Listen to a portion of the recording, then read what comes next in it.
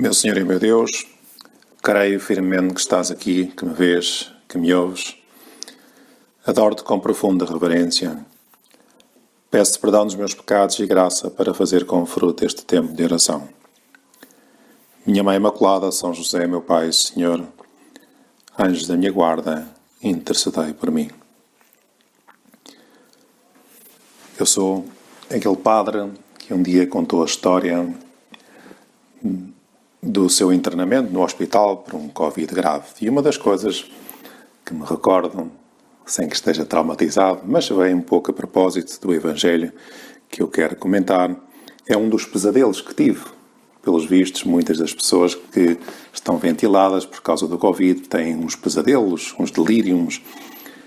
E um dos pesadelos que tinha, eu acho que é pesadelo, porque sempre me trataram bem no hospital, é de umas enfermeiras ou auxiliares, não sei, muito baixinhas, com uma cara muito irritante, que passavam à frente do meu quarto, que era, enquanto eu estive nos cuidados intensivos, tinha um vidro transparente, portanto eu via-as passar, e passavam assim sempre, tuc, com uns passinhos muito irritantes, sem olhar para mim. Sem olhar para mim, eu tinha necessidade de as chamar para que me ajudassem, porque estava atado à cama, porque precisava de ajuda para alguma necessidade, mas elas passavam sempre a olhar em frente, sem girar o olhar para o lado, para não fosse elas que notassem que eu estava a chamar. Isso irritava-me imenso, era um sonho que eu tinha, mas que me dava uma certa prisão, até um sentido de claustrofobia, sentia-me ali fechado, e elas não reparavam em mim. Estou convencido que isto era tudo um sonho, um pesadelo, porque, pelo menos na fase em que estive consciente, sempre me trataram muito bem. Mas, de certa forma, está relacionado, tem alguma relação com o Evangelho da missa de hoje. São João conta, diz assim, naquele tempo, por ocasião da festa dos judeus, Jesus subiu a Jerusalém. E existe em Jerusalém, junto à Porta das Ovelhas, uma piscina chamada em hebraico Bet-Satá, que tem 5 pórticos. Ali jazia um grande número de enfermos, cegos, coxos e paralíticos. Estava ali também um homem doente, desde há 38 anos. Ao vê-lo deitado e sabendo que estava assim há muito tempo, Jesus perguntou-lhe: "Queres ser curado?" O doente respondeu-lhe: "Senhor, não tenho ninguém que me introduza na piscina quando a água é agitada. Enquanto eu vou, outro desce antes de mim." Disse-lhe Jesus: "Levanta, toma a tua enxerga e anda." No mesmo instante, o homem ficou são, tomou a sua enxerga e começou a caminhar.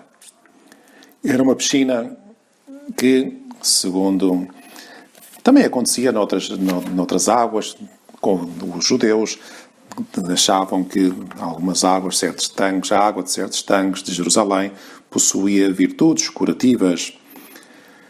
E essa crença estava muito difundida e parece que quando as águas se agitavam, porque aquela piscina, também se sabe, escavações realizadas no século passado, que descobriram aquela piscina, tinha como que 2 tanques, e quando a água do primeiro tanque se enchia, começava a correr para o segundo tanque, e a força daquelas águas, dizia-se, era a crença, que quando os doentes lançavam, o primeiro doente que se lançava lá para dentro ficava curado. Pois aquele doente, pelos vistos, aquele homem estava ali há 38 anos e queixou-se a Jesus. Jesus que lhe pergunta se quer ser curado, uma pergunta para suscitar a fé. E ele disse: "Senhor, não tem ninguém que me introduza na piscina quando a água é agitada. Enquanto eu vou, outra desce antes de mim." Mas Jesus cura aquele homem, Jesus olha para ele, Jesus repara naquele homem. E nós vamos aprender a Jesus a reparar nos outros. Não queremos ser como os outros que viam o homem paralítico e não lhe ligavam nenhuma. Não queremos ser como aquelas enfermeiras do meu sonho. Não tenho ninguém, queixava-se aquele homem. E tantas pessoas que vivem à nossa volta, tantas pessoas que vivem nas nossas cidades, não têm e ninguém que as ajude. Quantas pessoas vivem sozinhas nas suas casas? As estatísticas demonstram que há muitas pessoas a viverem sozinhas. Quantas pessoas mais velhas estão nos lares sem que ninguém as visite? Com a desculpa, às vezes, do Covid, outras vezes com um certo exagero, e que faz com que os avós fiquem tão separados dos filhos e dos netos. Quantas pessoas em nossa casa, às vezes, e acontece, infelizmente, entre irmãos que se falam pouco ou que se falam mal, ou até entre pais e filhos, ou marido e mulher, em que há tanto silêncio, não tem ninguém. Jesus, que eu olhe para os outros. Vamos pedir a Jesus neste tempo de meditação, que nos conceda um coração com olhos. Um coração com olhos. Que saibamos reparar nos outros. Que pena é quando as pessoas, e isso dá infelicidade, ao cabo, estão sempre debruçadas sobre si próprias. Os meus problemas, o meu trabalho, o meu estudo, as minhas coisitas. Pensa nos outros e serás mais feliz. Pensa nos outros. E é isso que o Papa não, aliás, uma carta muito bonita chamada Samaritanos Bonus, que eu tenho vindo a comentar de algumas conferências que dei na última semana, que nos fala de um coração que vê, ou seja, um coração que olha, com olhos. Como é que é o nosso coração? E aqui diz, nesta carta tão bonita, Jesus ensina que é necessário converter o olhar do coração, porque muitas vezes quem olha não vê. Porquê? Porque falta a compaixão. Sem compaixão, quem olha não se comove com o que vê e passa adiante. Ao contrário, quem tem um coração compassivo deixa-se tocar e comover, para e cuida. Este coração vê onde há necessidade de amor e atua de modo consequente. Os olhos percebem na fraqueza um chamamento de Deus a atuar, reconhecendo na vida humana o primeiro bem comum da sociedade. A vida humana é um bem altíssimo e a sociedade é chamada a reconhecê-lo. A vida é um dom sagrado e inviolável e cada homem, criado por Deus, tem uma vocação transcendente e uma relação única com aquele que dá a vida, com o Deus invisível, no seu grande amor. Isto é muito bonito nós olharmos para as outras pessoas assim, desta forma, com um coração que vê, com uns olhos, um olhar transparente. Agora estamos num tempo de máscaras, todas as pessoas estão com máscaras. Nos hospitais, por exemplo, além da máscara, levavam um grande equipamento. E aquilo que nós vemos nos outros é mais o olhar. Não se vê a boca, não se vê o sorriso, tantas vezes as rugas que permitem um sorriso mais ou menos simpático. E o olhar diz tanta coisa. O olhar pode ser um olhar interesseiro, invejoso, ciumento, malicioso, um olhar impuro também, um olhar egoísta. Oxalá o nosso olhar seja um olhar bondoso, um olhar que como que seja transparente, um olhar através do qual nós conseguimos entrar no coração daquela pessoa e ver que há ali uma pessoa, um coração que se interessa por mim. Como o de Jesus. Aquele homem queixava-se que há 38 anos ninguém o via, ninguém olhava para ele, ninguém reparava nele.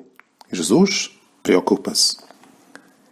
Eu que há dias tive a sorte de visitar o lar das Irmãs da Caridade em Chelas, na Madre Teresa de Calcutá. E chamou-me a atenção o olhar daquelas voluntárias de Covid que lá estavam. Eram 5 ou 6 no turno da manhã, depois havia mais 5 no turno da tarde. Estavam como de escafandro, pareciam umas mergulhadoras, com umas máscaras especiais. E aquilo que se via, antigamente, eram os olhos. Depois, graças a Deus, tinha uma fotografia que levavam, uma fotografia grande, uma folha A4, que levavam ao peito para permitir, no qual vinha o nome e sabermos quem eram aquelas pessoas, se a cara era mais ou menos simpática, etc. Depois, aquele olhar, o que eu reparei naquelas raparigas, estavam contentes.